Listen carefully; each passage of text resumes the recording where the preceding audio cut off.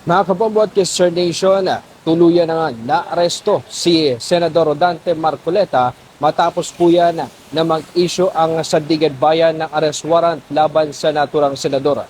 Kaninang umaga, sa naganap na pagdinig ng ikatlong dibisyon, ay sinubukan pa sa pamamagitan ng motion to quash na kwestiyonin ng kampo ng senador ang final ng ombudsman na plunder case laban sa kanya. Ngunit kanina nga na sa naganap na pagdinig ay ibinasura ng tuluyan ng Sandigan Bayan ang naturang motion. Kung kaya't matapos nito, agad na nag-issue ng arrest warrant laban sa senador at dito nga naganap ang pagsuko at maging ang pag-aresto kay Senador Rodante Marcoleta. Ang alam ko unang tanong nyo, was he arrested or did he surrender? It was both. He went there voluntarily sa Sandigan Bayan to file a motion to quash. Subsequently, when it was denied, we closed down the building, we arrived, and we arrested him. So, it is both. He is now undergoing medical procedures. Ano na po, 72 na po si Senator Marcoleta.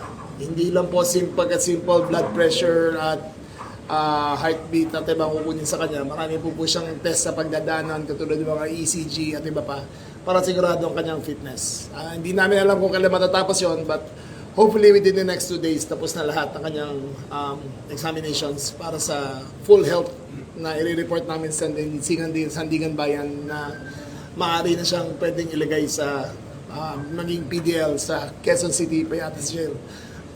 Sa kasalukuyang mga kabombo at Kister Nation, ayon sa Philippine National Police Criminal Investigation and Detection Group, ay idinala sa ospital, partikular sa PNP General Hospital, si Senador Rodante Marcoleta dahil sa kanyang inireklamong chest pain o pananakit ng dibdib at naitala din at na-monitor ang mataas na blood pressure. Kung kaya ngayon ay sumasailalim sa ebaluasyon sa medical nito upang matukoy kung fit to travel ang naturang senador at maibalik sa Sandigan Bayan para sa return of warrant at maging para sa commitment order kung saan ito i-detain ayon sa hukuman.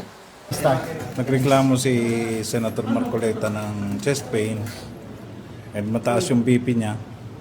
That's why dinala muna namin sa ospital. After ng medical niya, whatever na sabihin ng mga doktor ng PNP, we will transmit it also kay Sandigan. Mula dito sa Quezon City, ito si Bombo Gran Hilario para sa the #1 and most trusted source of news and information. Basta Radio, Bombo!